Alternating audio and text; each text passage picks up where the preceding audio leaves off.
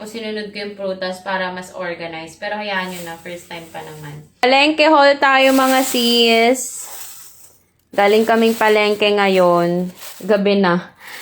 Kasi walang time sa umaga eh. Kaya buti na lang may open pa sa palengke ngayon. Let's go.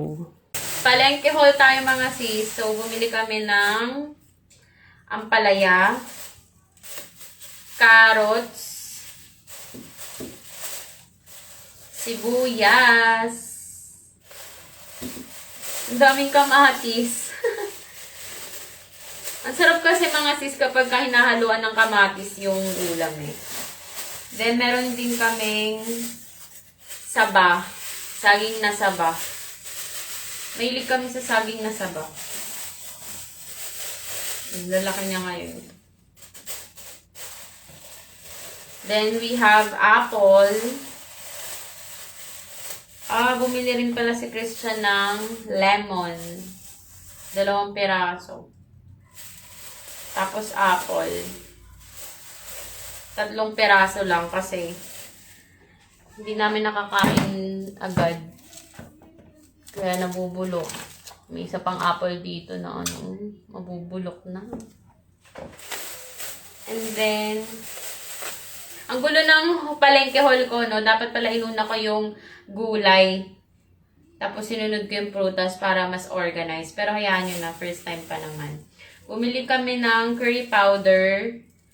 Then, ito ay turmeric powder. Ewan ko kung paano gagawin ni Christian dyan. Then, repolyo.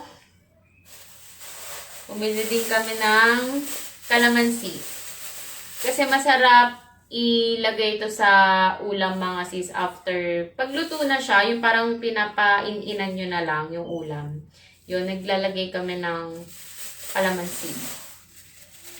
And then, ano pa? Ito, broccoli. Ay, hindi. Cauliflower. Wala daw kasing broccoli dahil mahal daw, sabi nung tendera dun sa palengke.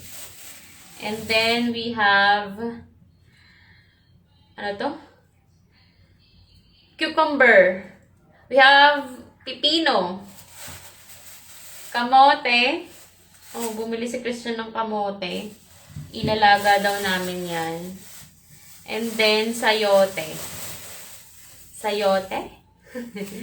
Sayote mga sis.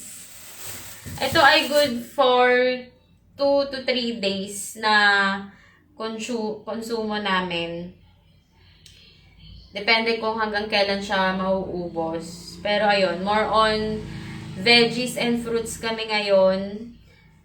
Nag-iisda kami and chicken, siguro once a week lang sa ngayon. Pinag-aaralan pa namin kung paano yung magiging meal plan namin sa mga susunod na weeks.